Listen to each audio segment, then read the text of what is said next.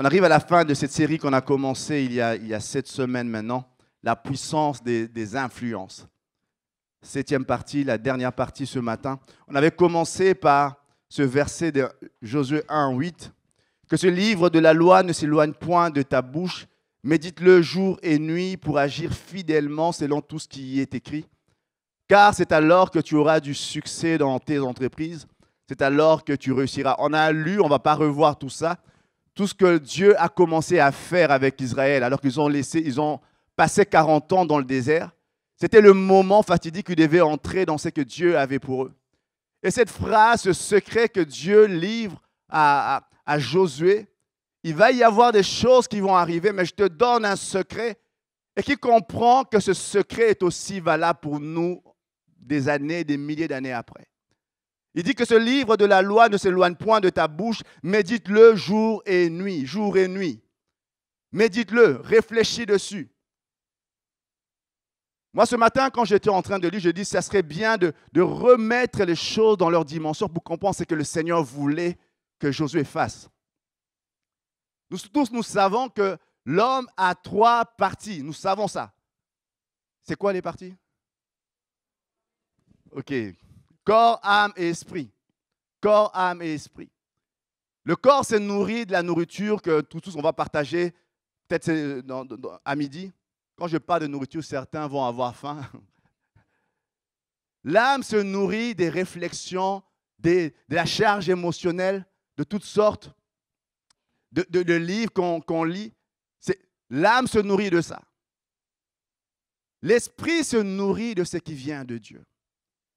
Et Dieu voulait que Josué, moi je le comprends comme ça quand je le lis, que Josué apprenne à méditer parce que la méditation donne de la nourriture à l'esprit. La méditation le fait non simplement de passer rapidement en lisant des textes bibliques, mais prendre un texte, rester dessus, méditer là-dessus, ça permet de renforcer l'être intérieur, l'esprit. Et moi, ce matin, j'espère que vous avez tous compris pendant ce temps qu'on a partagé. Nous avons besoin, alors que chacun d'entre nous a ces 3 dimensions, nous avons besoin que l'esprit en nous soit nourri et soit fortifié. Nous tous, nous avons une habitude de réflexion, une façon de travailler que nous avons hérité du fait que nous sommes sur la terre depuis des années. Nous avons tendance à réagir, à réfléchir, peut-être par la chair, ce n'est pas bon, par notre âme, par notre réflexion, par notre intelligence, c'est bien tout ça, mais nous avons besoin d'y ajouter une dimension nouvelle. Et cette dimension, elle n'est pas si naturelle que ça. Je ne sais pas si vous saisissez ce que je veux dire ce matin. Ces derniers temps, plusieurs fois, je suis en train de prier. Il y a des moments de prière qui se font actuellement. Et chaque fois qu'on prie avec des frères, c'est en ligne, sur plein de réseaux sociaux, on est en train de prier. Et chaque fois, Dieu me ramène à cette dimension de la révélation. Cette dimension de chercher Dieu et à chaque moment de comprendre la révélation, de chercher la révélation. Moi, je crois que Dieu, c'est un Dieu qui parle. Et notre vie de prière, et ces derniers temps, je me rends compte, ma façon de prier pour bien des choses change quand je sais ce que Dieu veut de moi à ce moment-là. Quand je viens avec mes émotions, je prie d'une certaine façon. Quand je viens avec ma réflexion, je prie d'une certaine façon. Mais quand je quelque chose qui vient de Dieu, ma façon de prier change. Parce que simplement, j'ai reçu une révélation de Dieu, quelque chose de Dieu. Et moi, je crois réellement que Dieu veut que ce ne soit pas juste des moments exceptionnels de notre vie, mais que ce soit notre façon d'avancer. Il dit à Josué, nourris, et moi je le comprends, je paraphrase, nourris ton esprit. Je crois qu'il est bon de nourrir son âme aussi. Je crois qu'il est bon d'apprendre. Moi, j'aime bien lire. Je lis toutes sortes d'affaires. Je lis des trucs sur la médecine, sur de toutes sortes de... Et comprenez que quand je lis ça, je ne suis pas en train de méditer sur le cancer du côlon quand je lis un truc sur le cancer du côlon. J'ai des informations que je suis en train de recueillir pour mon travail, tout ça. Mais ce n'est pas une méditation. C'est bien de faire tout ça, c'est bien d'avoir cette dimension-là, c'est très bien.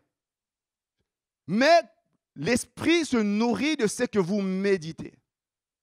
Moi, je vous conseille, je vous conseille de le faire. Prenez chaque matin, quand vous priez, et un temps où vous lisez la parole, vous méditez la parole de Dieu. Prenez un temps, vous laissez la parole du Seigneur être ressassée constamment dans votre tête. Ça va devenir une nourriture pour votre esprit. Et cette parole, Dieu s'en servira pour vous parler, vous dire des choses particulières pour les moments que vous vivez. Et moi, quand je lisais cette histoire, je me rendais bien compte que ce que le Seigneur voulait faire en Josué, c'était que, et nous le comprenons, moi je le comprends de cette façon actuellement, nous avons besoin d'apprendre constamment à évoluer, à avancer par l'Esprit. Dernièrement, je discutais avec un pasteur, il m'avait surpris. Il dit, c'est tellement fort, moi, ce côté-là, Christian m'en parlait. Christian avait discuté avec lui, moi, il m'avait commencé à parler de ça, mais je me disais, c'était fort ce qu'il faisait. Il dit, quand les gens viennent le voir dans son bureau, tellement il veut cette dimension-là, il dit, des fois, je les laisse venir, et je prie le Seigneur qu'avant même qu'il me dise quoi que ce soit, que je sache ce qu'il y a. Il dit, au début, c'était flou, je tâtonnais, mais je me rends compte que maintenant, plus je le fais, plus je le désire, plus le Seigneur le fait. Qui croit que Dieu peut faire une chose pareille? Moi, je crois réellement que nous avons un Dieu qui est présent, qui veut parler, qui veut dire des choses. Dieu ne se plaît pas, c'est que nous tâtonnions, que nous essayons un truc et puis un autre truc. Dieu veut parler, il veut que nous soyons là en train d'écouter. Moi, je prie ce matin qu'à la fin de cette série, nous comprenions que la plus grande influence que nous devons rechercher, c'est l'influence de la révélation. L'influence de ce qui vient de l'Esprit, l'influence de ce que dit Dieu. Moi, c'est le titre de mon sous-titre ce matin, l'influence de la révélation. Influence, on avait lu, action généralement continue, exercée sur quelque chose ou sur quelqu'un. L'influence de la révélation.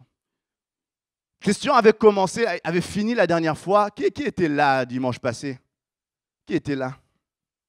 Christian avait fini sur une bataille qui a pris place à Gabaon. Qui se souvient que Christian avait parlé de Josué qui avait arrêté le soleil dans le ciel? Vous vous souvenez de ça? Et là, on va lire une histoire qui est un peu liée à ça. On va lire Josué 9, 13, 14. Ces outres à vin que nous avons remplies toutes neuves, les voilà déchirées. Nos vêtements et nos souliers se sont usés par l'excessive longueur de la marche. Les hommes d'Israël prirent de leurs provisions et ne consultèrent point l'Éternel. On saute, 16. 3 jours après la conclusion de cette alliance, les enfants d'Israël apprirent qu'ils étaient leurs voisins et qu'ils habitaient au milieu d'eux. Christian avait fini par parler d'Aï, cette ville où ça avait fait mal, ça faisait Aïe, cette ville. C'est une ville où Israël avait connu un moment d'arrêt parce qu'Akan avait péché. Christian avait parlé la semaine passée de l'interdit. Ils ont enlevé l'interdit et puis la victoire est arrivée. Et juste après ça, les nations autour ont appris que ce qu'ils avaient fait à Aïe, c'est que le Seigneur et ils étaient tous remplis de frayeur. Alors, une nation s'est levée, les Gabaonites. Ils se sont levés. Ils se sont dit, ces gens nous font peur. Ils sont en train d'arriver. Ils ont réduit à néant les Jéricho et toutes les villes aux alentours. Ils disent, on va faire une ruse. Alors, ils se sont habillés avec des habits déchirés, tout ça, des habits usés. Ils ont mis à leurs pieds des chaussures usées. Ils ont pris du pain qui était sec. Ils ont commencé à marcher. Ils sont venus vers les enfants d'Israël. Ils disent, écoutez, nous, on vient de très loin. Regardez nos habits. Quand on est parti, les habits étaient neufs. Le pain était bien. Maintenant, voyez, le pain est sec. Nos outres sont déchirées, tout ça. Nous venons de très loin. Et on vient de loin pour venir faire une alliance avec vous. Parce qu'on a appris que votre Dieu est grand, il est puissant, il fait des choses extraordinaires. Et là, ils étaient dans une espèce, ils étaient honorés. Nous avons un Dieu grand, un Dieu fort. Sans consulter Dieu, directement, ils ont conclu une alliance. 3 jours après, ils apprennent que ces gens ne venaient pas de si loin, ils étaient là dans le coin. Mais l'alliance était scellée. Et quand vous lisez dans la Bible, pour les lecteurs de la Bible, on voit que des siècles plus tard, des années après, le roi Saül veut revenir sur cette alliance. Saül tue plein de Gabaonites pour revenir sur cette alliance. À la fin, c'est Dieu lui-même qui frappe Saül et ses descendants. Pour dire, c'est une alliance que vous avez scellée, vous vous êtes trompés, mais l'alliance devant Dieu reste valable. Vous êtes trompés, mais l'alliance que vous avez faite devant Dieu est valable, et Dieu honore cette alliance-là. Vous l'avez fait sans savoir, vous l'avez fait sans révélation, vous n'avez pas consulté Dieu, mais vous l'avez déjà signé, cette alliance. Cette alliance reste valable parce que vous l'avez signée. Et moi, quand je le lis,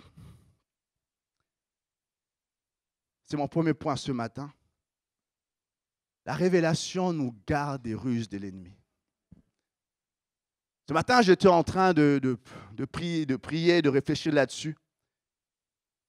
Nous avons besoin de révélation parce que si nous continuons à fonctionner juste dans le naturel, bien de fois, nous allons nous tromper parce que l'ennemi est malin. L'ennemi est malin.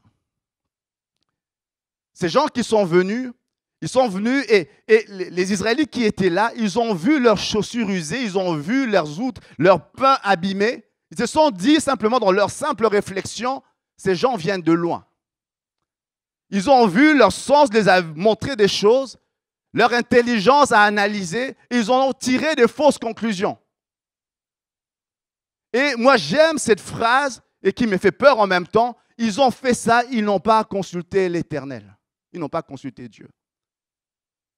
Moi, je crois que Dieu a une autre dimension de connaissance qu'il veut que nous acquérons. Nous devons apprendre à entendre la voix de Dieu et à marcher par l'Esprit. Bien de fois, si nous restons dans le naturel, nous allons nous tromper totalement.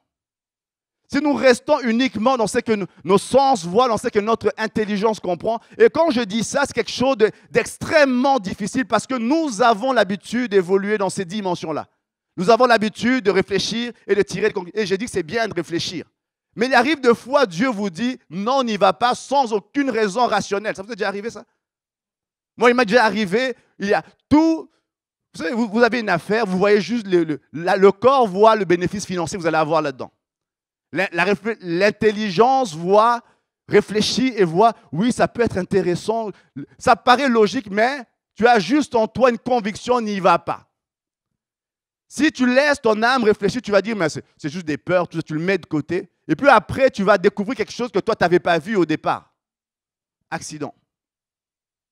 Par contre, si tu laisses l'esprit, vous savez, quand l'esprit de Dieu parle, bien souvent, ça échappe à l'intelligence. À ce moment-là, les raisons ne sont pas claires. Moi, ça m'arrive souvent. Ou quelque chose, une proposition est faite, je sens juste dans mon esprit qu'il ne faut pas que j'aille là-dedans. Et à ce moment, quand je prends cette décision, je n'ai pas d'argument objectif que je peux donner aux gens. Si quelqu'un me dit, mais pourquoi tu n'as pas fait ça? Je dis, oh, je n'ai pas su, je n'ai pas pu. Simplement, au fond de moi, je sais qu'il y avait une conviction de ne pas le faire. Mais si je réfléchis rationnellement, je n'ai pas d'argument à donner. Mais bien de fois, Dieu m'a gardé des choses parce que simplement, j'ai entendu sa voix. Moi, je prie chacun d'entre nous avant, et c'est quelque chose qui n'est pas si simple à faire. Chacun d'entre nous, avant d'aller dans un engagement quelconque, apprenons à écouter la voix de l'Esprit. Je parle à ceux qui sont des célibataires ce matin. Mais si tu ne lèves pas la main, je te vois. Je vois un frère qui ne veut pas lever la main. Lève la main, on va, peut-être il y a deux.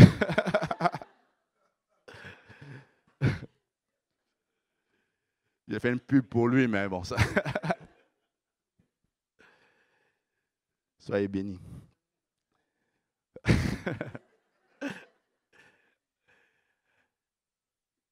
Moi, je dirais même pour le choix du conjoint, apprenons à écouter la voix. Il faut que les trois soient d'accord. Il faut que votre corps, la personne doit vous plaire, c'est sûr. Votre intelligence doit être d'accord. Mais une troisième partie que nous négligeons tellement, il faut que l'esprit en vous soit d'accord. Il faut que l'esprit en vous soit d'accord. Et moi, j'ai déjà entendu des gens dire des choses folles, un engagement qui a été tenu, et puis il s'est dit, quelques années, ça j'ai entendu, pas ici, heureusement, quelqu'un qui, quelques années plus tard, dit, je m'étais trompé, ce n'était pas le plan de Dieu pour moi, mais un engagement qui est signé devant Dieu, il est valable. Et cette façon de dire, ce n'était pas finalement la volonté de Dieu.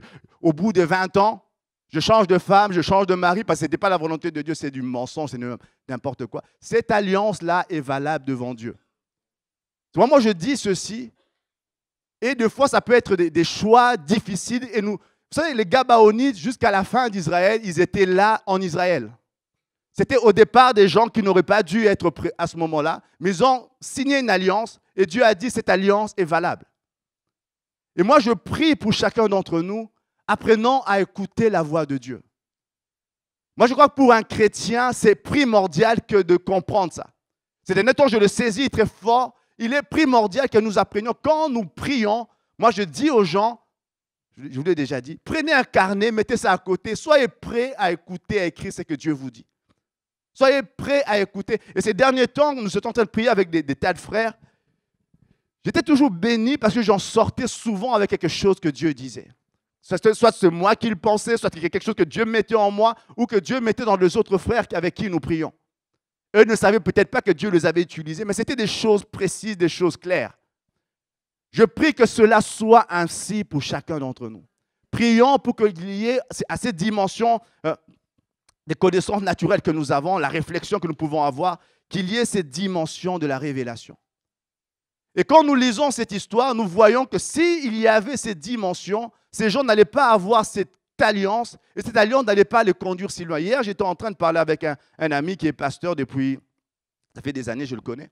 Il est en train de me raconter, on se remémorait ensemble une expérience qu'ils avaient vue. Ils voulaient organiser une manifestation, c'était un grand truc à Bruxelles. Moi, j'aime ce moment-là.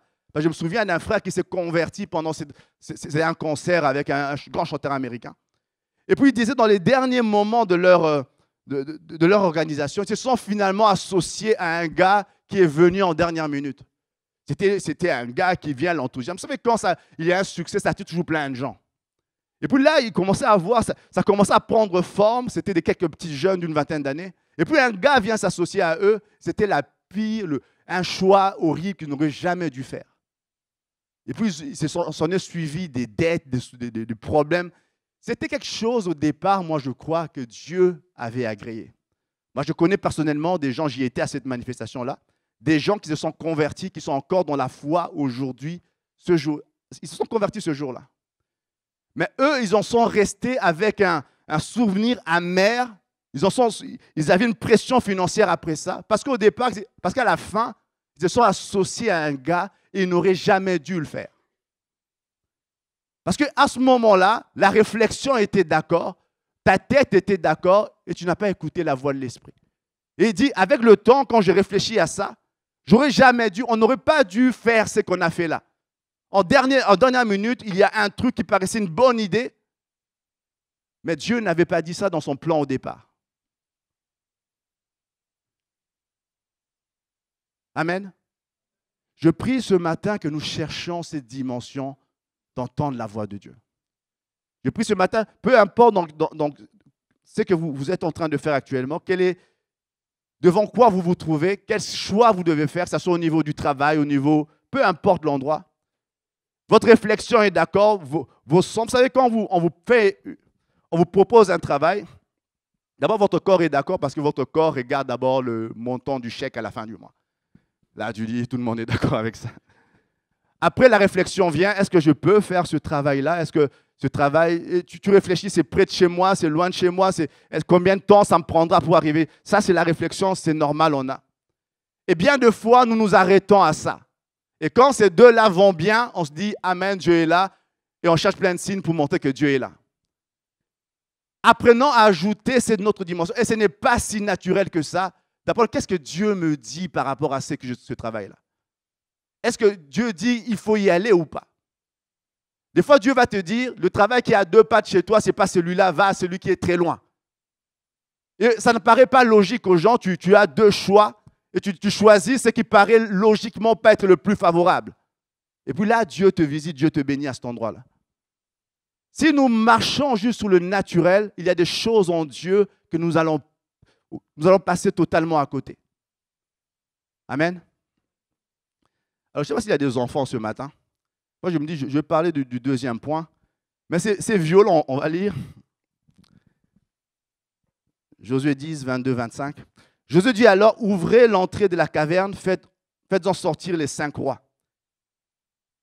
Et emmenez-les-moi. Ils firent ainsi et lui amenèrent les 5 rois qu'ils avaient fait sortir de la caverne. Le roi de Jérusalem, le roi d'Hébron, le roi de Jarmout, le roi de Laquis, le roi d'Églon. Lorsqu'ils eurent emmené ces rois devant Josué, Josué appela tous les hommes d'Israël et dit aux chefs des gens de guerre qui avaient marché avec lui, approchez-vous, mettez vos pieds sur les coups de ces rois. Ils s'approchèrent, ils mirent les pieds sur leurs coups. Josué leur dit, ne craignez point, ne vous effrayez point, fortifiez-vous et ayez du courage, car c'est ainsi que l'Éternel traitera vos ennemis contre lesquels vous vous combattrez. Après, il les égorge, mais je sautais ça. Là, on est dans la suite. Donc, la guerre éclate. Gabaon, ils ne touchent pas à Gabaon parce qu'ils avaient signé une alliance. Mais là, il y a plein d'autres rois qui viennent. Christian en avait parlé. Ils se mettent à se battre. Là. Le combat dure longtemps. Le temps passe. Josué voit que la nuit va approcher. C'est compliqué. Alors, Josué regarde. Soit on active les choses sur le terrain, mais difficile. Le plus simple, c'est d'arrêter le soleil. Il parle au soleil. Le soleil s'arrête dans le ciel. Et pendant cette journée-là, la journée s'allonge. Le combat va jusqu'au bout et puis finissent par triompher. Mais au milieu du combat, il y a les rois, les chefs de ces armées-là qui s'enfuient et qui vont se cacher dans une caverne. Et la stratégie est simple. Ils se cachent dans une caverne attendant probablement que la nuit vienne. Et puis là, ils vont en profiter pour s'enfuir. Mais le problème, c'est que la nuit ne vient pas. La nuit ne tombe jamais. Et là, Josué fait quelque chose. Il met une pierre dessus, la bataille continue, il met pause, la bataille continue. Et puis à la fin, quand l'ennemi est vaincu, il va chercher, il dit à ses hommes de guerre, allez chercher les gars qui étaient dans la caverne. Il roule la pierre, ils sortent les gens qui étaient dans la caverne. Et ils viennent avec devant Josué. Josué appelle les hommes de guerre qui étaient avec lui. Il dit, mettez vos coups, vos pieds sur le cou de ces rois. Alors, je vais choisir 5 personnes. On va essayer de faire ça ce matin. Mettez vos pieds sous le cou de ces rois. Vous savez, quand moi je lis ça, c'est une image qui était forte dans l'ancien temps. Les Romains en avaient fait quelque chose comme un spectacle. Vous savez, quand un général romain, on appelle ça le triomphe d'un général. Quand un général romain allait en guerre, Rome était en tranquille, les gens, ils se faisaient de la politique, tout ça. Il allait en guerre et quand il gagnait, ce qu'il faisait, il ne tuait pas les chefs, les généraux des armées. Il les prenait et ils ramenaient tout ce monde-là à Rome et ils organisaient une espèce de spectacle, le triomphe. On voit le général entrer avec son cheval et derrière enchaîner les chefs de ces armées qui avaient été vaincus. On les amenait jusque dans Rome, ils passaient dans les rues de Rome, les gens en train d'applaudir, les gens en train de célébrer. Ils entraient dans la ville de Rome. Et puis là, seulement à ce moment-là, devant un spectacle, beaucoup de gens venaient voir, ils mettaient à mort les rois qui avaient été vaincus. Et l'apôtre Paul s'est servi, la plupart des commentateurs pensent que quand l'apôtre Paul parle de ce verset dans Colossiens 2, 14, 15, il dit, il a effacé l'acte aux 1000 articles qui nous accusaient, car il mentionnait dans tous nos manquements la loi de Dieu, Il a annulé, il a cloué à la croix, il a démasqué et puis désarmé toute autorité, tout pouvoir de l'enfer. Il a exposé leur faiblesse devant l'univers. Il les a traînés derrière son char triomphal après sa victoire à la croix. Ça, c'est une version parole vivante. La version que la plupart des gens connaissent, il est écrit, il a effacé l'acte de les ordonnances nous condamnées qui subsistaient contre nous. Il a détruit en le clouant à la croix. Il a dépouillé les dominations, les autorités, les a livrées publiquement en spectacle, en triomphant d'elles par la croix. La version parole vivante dit, il a exposé leur faiblesse devant l'univers, il les a traînés derrière son char triomphal après sa victoire à la croix. La plupart des commentateurs pensent que quand Paul est en train de parler comme ça, il est en train de parler à des gens qui savent ce que c'est le triomphe d'un général. Quand un général gagnait, c'est la scène que je viens de vous décrire, il entrait dans Rome avec celui qui est vaincu, qui était enchaîné, en train d'être tiré. C'était le triomphe du général. Et puis seulement après, ils mettaient leurs pieds sur leur cou et seulement à ce moment-là, ils l'achevaient. Et moi, quand j'étais en train de lire cette partie, je dis, avant même les généraux romains, tout ça, avant même que Paul écrive ce qu'il était en train d'écrire, Josué déjà était en train de faire ça. Josué a vaincu des armées, et puis il a gardé les rois. Et comprenez-moi bien pendant que je vais parler ce matin. On a vu dans l'histoire d'Israël, plus tard, je donne une parenthèse, Saül, par exemple, vaincre une armée, vaincre une nation et ne pas tuer tout le monde. Qui pense que c'est un peu violent ce matin? Ne pas tuer tout le monde. Et avec le temps, les gens, les survivants, on l'a vu par exemple c'était Saül, il avait laissé des gens vivants, alors que le Seigneur avait dit que personne ne doit survivre. Et plus tard, dans le livre d'Esther, on voit qu'un des descendants de ce gars-là était en train d'imaginer comment exterminer tout le peuple d'Israël. Il était en train de préparer un génocide. C'était un des gars c'était l'Agagite, je ne sais plus comment il s'appelait encore. C'était un des gars que Saül n'avait pas tué. Pour vous dire simplement, quand la bataille a eu lieu, la victoire était gagnée, là, dans les ténèbres, dans les cavernes, les rois s'étaient réfugiés. Et Josué comprenait très bien que ces rois-là, il fallait absolument faire ce que Dieu avait dit qu'il fallait faire pour ces rois-là. Et moi, j'aimerais que vous compreniez que cette image, vous savez, la Bible, souvent, le nom Josué a la même racine que Jésus. Dans bien des aspects, Josué, c'est une image de Christ. C'est une image de Christ. C'est une image de ce que Christ va faire plus tard. Et ce que Josué fait, ça préfigure ce que Christ va faire à la croix, à ce moment-là. C'est-à-dire qu'il y a une victoire éclatante que Josué a remportée. Il y a une victoire éclatante. Mais Josué vient, moi j'ai gagné, mais il prend des hommes d'Israël. Il dit, cette victoire qui est illégale, que j'ai remportée, vous devez la rendre effective en mettant vos pieds sous la tête, sous le cou de ces rois-là. Moi, ce matin, j'aimerais vous inviter. Tout à l'heure, on était en train de chanter des chants de victoire. Et je pensais, moi, exactement à ce verset-ci pendant qu'on était en train de chanter. Qu'il y a des choses que Christ a fait. Et moi, j'aime quand on dit qu'il a dépouillé les autorités, les dominants. Mais combien savent que ce que Christ a fait est réel et vrai, mais il y a besoin que ces choses deviennent effectives dans nos vies? Combien comprennent que le jour où vous êtes convertis, le péché était vaincu, mais moi, ce matin, aujourd'hui, on est des années et des années plus tard après ma conversion, la victoire que j'ai sur le péché est plus importante que ce que j'avais au début. Parce qu'à ce moment-là, c'était une victoire théorique. J'avais besoin qu'elle devienne effective dans ma vie. J'avais besoin que ces choses que Christ avait acquises à la croix deviennent effectives dans ma vie. Et je crois réellement que dans la vie chrétienne, il en est ainsi. Tout à l'heure, on parlait des influences et j'aimerais lire avec vous dans Colossiens, le passage que nous connaissons tous. Nous n'avons pas à lutter contre la chair et le sang, mais contre les dominations, contre les autorités, contre les princes de ce monde de ténèbres, contre les esprits méchants dans les lieux célestes. Voilà notre combat. Voilà notre combat. Nous n'avons pas à lutter contre la chair et le sang. Et comprenez que dès le premier jour où vous êtes convertis, vous avez changé de royaume et directement vous avez déclaré une guerre. Tu vois qui comprend ça? Moi, je pense qu'il y a une dimension de la guerre spirituelle que nous ne saisissons pas toujours. Il y a des choses qui sont votre chair. Il y a des choses que nous faisons tous qui font partie de la chair qui doit être crucifiée. Il y a des choses qui sont des fois sous l'influence d'un esprit. On peut parler de démonisation, tout ce que vous voulez. Je ne vais pas entrer dans ces débats-là. Il y a des choses que nous faisons qui peuvent être sous l'influence d'un esprit.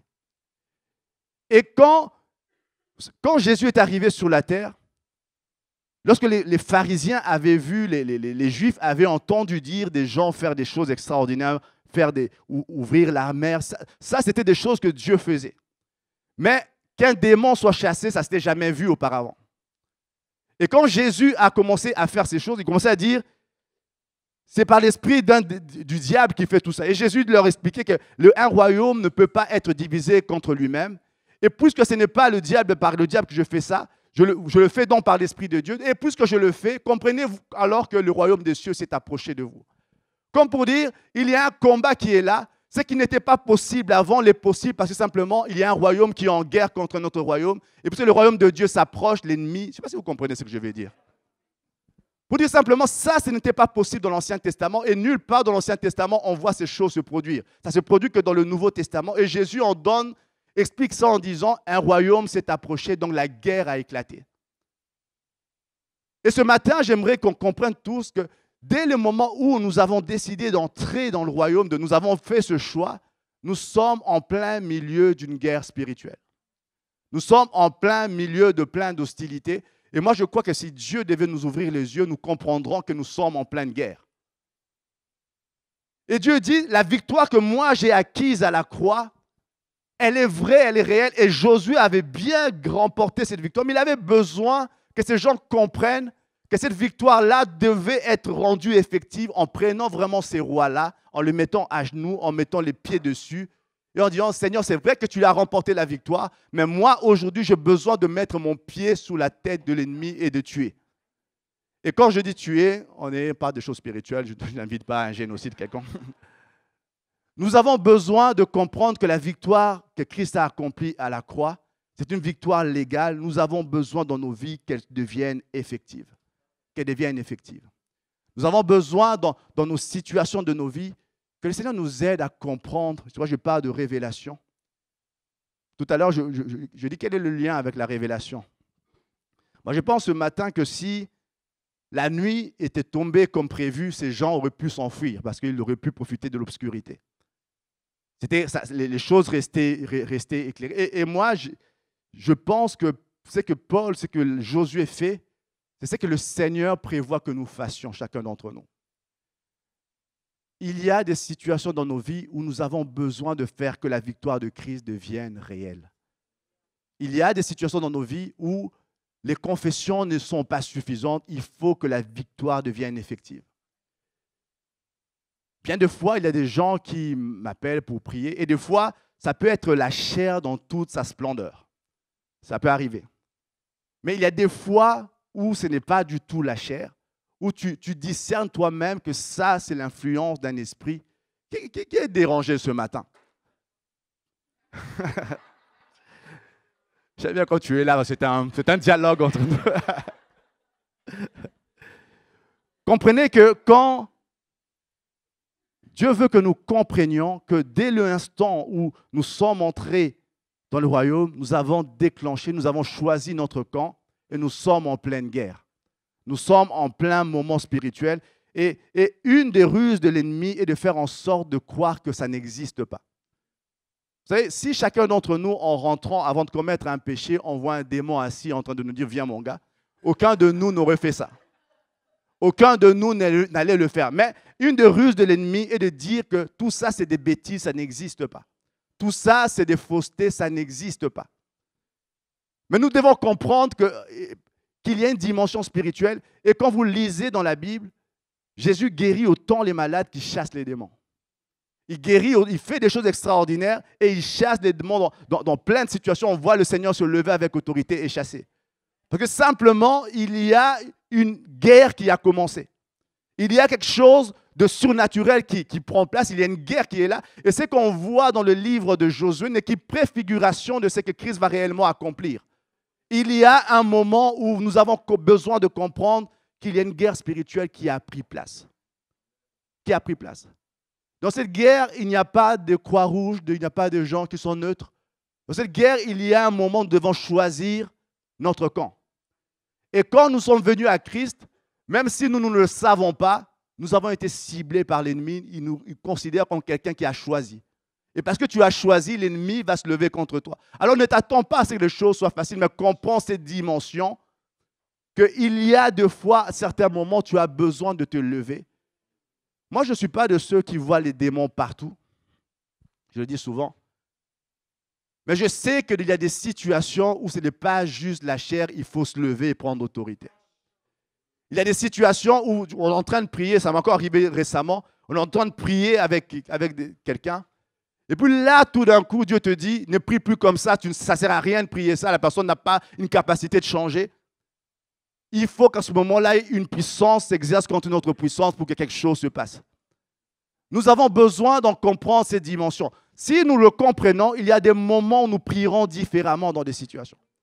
Ou quelqu'un vous appelle, prie pour moi, et vous comprenez que vous avez prié 20 fois pour le même sujet, vous avez jeûné, et les choses ne changent pas.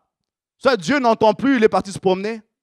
Ou vous vous dites simplement, c'est peut-être pas la façon de faire que Dieu attend de moi. Il y a des fois, les gens venaient vers Jésus, Jésus guérissait le malade et puis le laissait partir.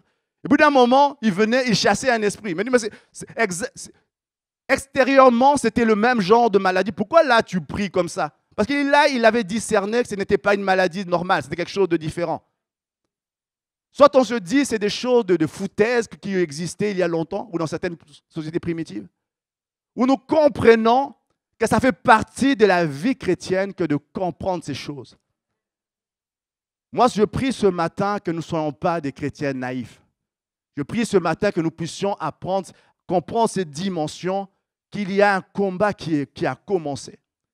Moi, je crois que si on le comprend, il y a des choses que nous ne ferions plus. Vous savez, imaginez-vous, vous êtes en pleine bataille, on dit maintenant, là pour l'instant il y a une guerre, il y a l'État islamique, imaginez-vous un Américain qui va se balader du côté de l'État islamique, il s'est perdu. Moi je dis, c'est ce qu'on fait des fois, chaque fois qu'on quitte le camp de Dieu, chaque fois qu'on rend nos engagements, c'est comme si on allait se balader du côté de l'ennemi. Comme si on allait se promener, et puis là tu te rends compte, ce n'est pas le bon camp, tu essaies de revenir. Et moi je dis, dans ce genre de situation-là, nous devons comprendre que la bataille a commencé. Et moi je crois que si on comprend ces dimensions, il y a des choses que nous ne ferons plus. Il y a des choses, il y a des portes ouvertes que nous n'ouvrirons plus dans nos maisons parce que simplement, nous savons qu'il y a un ennemi qui nous en veut et qui lui en profitera. La Bible dit, le diable rôde comme un lion rugissant. Il est en train de rôder. Pendant que vous êtes distrait, lui est en train de chercher par quelle voie il va entrer. Il est en train de chercher quel est le chemin qui me mènera dans cette maison-là. Il est en train de rôder, en train de regarder par où je passerai. Et je prie ce matin que nous ne soyons pas naïfs parce que Christ a remporté une victoire éclatante. Mais combien comprennent, nous avons besoin d'aller chercher ces rois qui étaient cachés, de les sortir et de dire Christ a remporté, c'est vrai, c'est effectif, mais j'ai besoin que moi, je mette mon pied sur toi. J'ai besoin que la victoire qui est légale, qui est théorique, devienne une victoire réelle, effective dans ma vie. Je prie ce soir, ce matin, que nous puissions comprendre ces dimensions-là. Je prie ce matin qu'il y ait des gens qui quittent ce lieu avec cette notion. On a chanté ce matin des chants de victoire. Moi, j'ai beaucoup aimé ces moments de louange. Mais si on comprend que ce n'est pas que des slogans, ce n'est pas que des chants qui font du bien un dimanche matin, et puis on quitte ces lieux, on reste dans notre milieu. C'est une réalité. C'est pourquoi je parlais tout à l'heure, avant de commencer ces réunions, de toutes ces déclarations que Paul faisait avant d'emmener à une application. Déclare, déclare, déclare. Comprends ce que Christ a fait. Et quand tu l'as saisi, quand tu l'as compris, tu sais que tu peux expérimenter parce que tu l'as compris. Saisis-le dans ton cœur, saisis-le, repasse ça, que Christ est vainqueur. Quand bien même l'ennemi, tu auras l'impression que tu es acculé par l'ennemi. Réfléchis, mais c'est vrai que ce gars est vaincu, non? Tu es en train d'être acculé, tu es en train plutôt d'aller chercher, pasteur, tu vas chercher, je vais appeler Zor en pleine nuit. Question. Dis-toi que Christ a vaincu. Qu'il soit que là où tu es, il y a une autorité qui... Et imagine Christ en train de... Et moi j'aime cette image, c'est un peu brutal. Cette image où le général vaincu est en train d'être tiré avant d'être mis à mort. Et comme Josué, il attend qu'un des gars d'Israël vienne. Lui n'a pas participé à la bataille, il était là en train de regarder. Mais toi, viens quand même. Pose ta main, pose ton pied dessus. Parce que la victoire que moi j'ai acquise, je veux que ça devienne effective pour toi. Et j'aime la promesse qui suit. C'est ainsi que le Seigneur traitera ceux qui se lèvera devant vous. C'est ainsi que c'est la promesse que le Seigneur nous donne. Et nous savons que le plus grand des ennemis, Christ l'a traité de cette façon-là à la croix. Alors moi, je prie ce matin que nous en saisissions ces dimensions. Je prie ce matin, il y a peut-être des gens qui, eux, sont enclins à des situations, vous avez prié, il n'y a pas eu de réponse. Vous avez jeûné pour cette situation, les situations ne changent pas. Vous avez des pensées compulsives qui viennent vous envahir, vous ne savez pas les rejeter. Vous savez, des fois, il y a des gens qui, des fois, les nuits deviennent des moments de frayeur parce que les nuits sont remplies de cauchemars et de frayeurs. Où on redoute la nuit parce que simplement on a peur. J'ai connu des gens comme ça. Où on vit des pensées obsessionnelles, des pensées compulsives, où on a des fois des désirs, des fois sexuels qu'on ne sait pas réprimer. On a prié, on a fait toutes sortes d'affaires. Vous avez jeûné, vous vous êtes repenti 20 fois, vous avez pris des résolutions 20 fois et ça ne tient pas. Peut-être qu'il faut changer de stratégie. Peut-être qu'il faut se lever avec autorité, peut-être qu'il faut prendre autorité. Moi, je prie que nous puissions comprendre ces dimensions. Et des fois, nous accusons Dieu de ne pas agir, de ne pas nous aider. Et Dieu attend que nous comprenions. La Bible dit, je conclurai par là, mon peuple périt parce qu'il lui manque la connaissance. Et cette connaissance, ce n'est pas une connaissance théorique qu'on apprend par des informations qu'on reçoit. Sinon, on irait tous dans le cours de théologie, on sera tous, on ne périra pas, mais ce n'est pas vrai du tout. Ce n'est pas de ça qu'on parle. C'est une connaissance spirituelle. C'est une connaissance spirituelle. Je prie que chacun d'entre nous, nous en saisissions cette dimension. Dieu attend de nous que nous puissions écouter sa voix. Et quand vous lisez, vous regardez attentivement le ministère de Jésus, vous êtes surpris de la façon dont il prie pour certaines personnes. Quelquefois, il impose les mains. Quelquefois, il fait de la boue. Même genre de maladie, tiens. Quelquefois, on voit un paralytique, lève-toi, marche. Quelquefois, il dit, esprit, sort. On a l'impression qu'à chaque instant, il sait quoi faire. Parce qu'il discerne ce qu'il y a. Des fois, il faut poser la main pour que l'ennemi, pour que la maladie s'en aille. Et des fois, tu peux discerner, ce n'est pas une maladie, n'impose pas la main.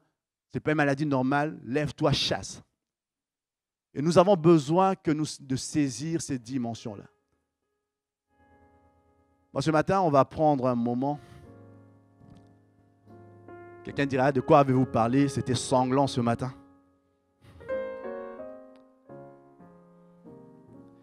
Il a effacé l'acte aux 1000 articles qui nous accusaient, car il mentionnait tous nos manquements à la loi de Dieu. Il a annulé, il a cloué à la croix. Il a démasqué, puis désarmé toute autorité, tout pouvoir de l'enfer. Il a exposé leur faiblesse devant l'univers. Il les a traînés derrière son char triomphal après sa victoire à la croix.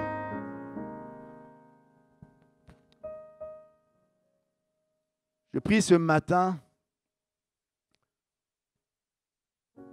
pour de jeunes gens, des hommes, des femmes qui saisissent ces dimensions et qui décident de se lever avec autorité ce matin. Enfin, nous prions, Seigneur, viens, interviens dans cette situation, interviens. Et Dieu regarde, Dieu regarde. Parce qu'il sait que tout a été accompli à la croix. Nous avons besoin d'en comprendre la révélation et de faire en sorte de mettre cette révélation en pratique dans nos vies. Les domaines qui sont éclairés par la révélation, l'ennemi n'a plus de vainqueur dessus. L'ennemi n'a plus de victoire là-dessus. Saisissons ce que Dieu est en train de dire. Il dit, ce peuple est en train de périr parce qu'il ne comprend pas. Il lui manque la connaissance, il ne lui comprend pas. Et nous avons reçu l'Esprit de Dieu, l'Esprit qui parle directement à nos cœurs. Parce que Dieu veut que nous en comprenions tous les aspects.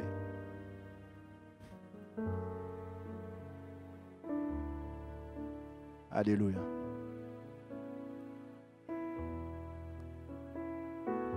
Ce matin, y a-t-il des gens qui ont besoin que la victoire théorique devienne une victoire effective? Les promesses, on a chanté, on a dansé, mais toi, tu es convaincu qu'en rentrant d'ici, les danses resteront dans cette église. Tu resteras dans tes mêmes difficultés. Et moi, des fois, je suis très dérangé par des prières qu'on fait depuis des mois et des mois qui ne trouvent pas solution. Et tout le monde est habitué à ce que ce frère vienne avec le même sujet. Et ça devient comme une habitude parce que simplement, on a l'impression que c'est habituel. Et si ce matin, on se disait simplement, Seigneur, viens, parle-nous, comment prier pour ce sujet-là? Peut-être que Dieu te mettra à cœur en disant, ça, tu as prié de cette façon, maintenant change de stratégie. Ce n'est pas comme ça que tu dois prier. Ce n'est pas comme ça que tu dois prier. Il y a une entité qui ne te lâchera pas si toi, tu ne te lèves pas et dis, maintenant, je te dis, va-t'en. Il y a des gens ce matin qui ont besoin qu'un royaume rencontre un autre royaume. Il y a quelque chose qui règne en vous qui n'est pas de Dieu. Et Dieu dit, et Jésus a annoncé, vous avez compris par cela que le royaume de cieux est approché. Parce que quand le royaume de Dieu vient, la guerre se déclare, l'ennemi est expulsé. Je dis ce matin à des gens qui ont besoin de voir une main puissante intervenir dans leur vie. Des situations où vous avez l'impression que la victoire ne se remporte pas malgré vos moments de prière, vos moments de décision pour Dieu, vos moments même de résolution. Et vous avez fini même d'en prendre parce que vous savez que ça ne tient pas. On prêche, on annonce des choses et vous savez que ce n'est pas bien de faire ça, mais vous savez aussi que ça ne tient pas. Dieu te dit, tu as besoin de saisir la victoire que Christ t'a accordée. Tu as besoin de te lever avec foi. Tu as besoin d'exercer une autorité contre ces choses qui te tiennent. Ceux qui ont besoin qu'une main puissante s'exerce sur eux se lèvent ce matin. Les autres peuvent rester assis. On va prier avec ceux qui sont levés.